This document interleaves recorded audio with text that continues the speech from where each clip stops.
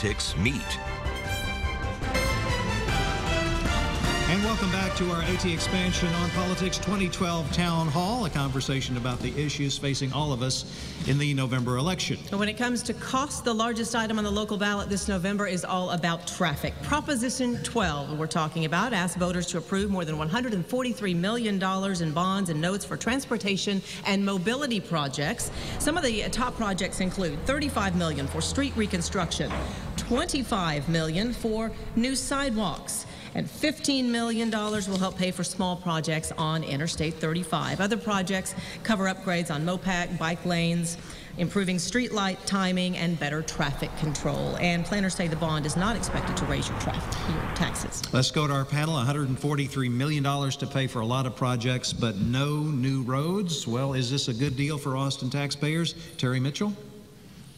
I sat on the Bond Advisory Task Force this spring.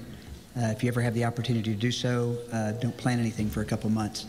The original request for the Transportation Department and Public Works Department was over $700 million, roughly $720 million.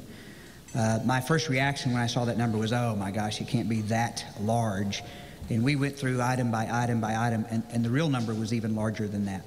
Road repairs and maintenance, the request was over $250 million. I-35, the requests were over $50 million. It was all of them were greatly needed. From our perception, the number one issue in our metropolitan area is traffic and traffic congestion, and then mass transit to serve that. And knowing and balancing the needs of our community and knowing that tax increases were not likely, our original recommendation for the entire bond package was $653 million, and then we whittled it down to $385 million. So what you see from a transportation standpoint is $143 million, and it was what the task force deemed to be the most essential, if you will. There are no new roads. They're just too dadgum expensive. You couldn't put $50 million. There was a big discussion about I-35. Putting $50 million into I-35 planned, managed, or express lanes, and then also made the first phase of improvements so that those express lanes could get into downtown.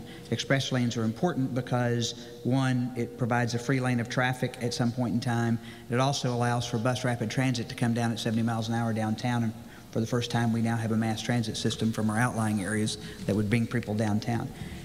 Frankly, we couldn't afford it. $15 million starts that planning process. And we hope then that the federal government and the state will then begin to match, and that project will be fast-tracked, and it will also, CTRMA will be involved, and I think in the near term, and near term I'm being very vague because I have no clue when it would be, but I know it's very high priority, that improvement would be worked on. A lot of the improvements that you're seeing, there are $35 million or so, I can't remember the exact number, for road repairs. Those are doing the basic essential things that need to be done. It's taking care of your assets. That probably needed to be larger. There are also some multimodal sidewalks and other sort of things on major corridors like the Burnett Road corridor and the Lamar corridor. Those roads are becoming increasingly important to serve our central city. For those of you that don't know, and if I take 2 sentences or 3 sentences to summarize our congestion problem, at least in my simple brain, we have 228,000 workers in our 4 urban zip codes, 78701, 705, 03, and 04.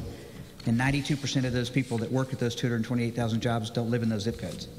So over 200,000 people get in their cars every morning and drive to work, you know. And so if all of you drove here, if you lived outside 704, 3, 1, or 5, you're in that 200,000 cars trying to get to work. What that means is, in the past, our 2 largest thoroughfares are I-35 and Mopac, but now it's Burnett Road, Lamar, South First, Congress. Everybody's using other modes of transportation. We have some multimodal improvements along Burnett Road and North Lamar because now it makes for those communities very difficult to get in and around and have their own services in their own community. And providing sidewalks and places for them to get around, they gave a strong report and presentation about how they were going to be able to serve their needs in a manner that would help those roads operate. All right, Terry, thank you.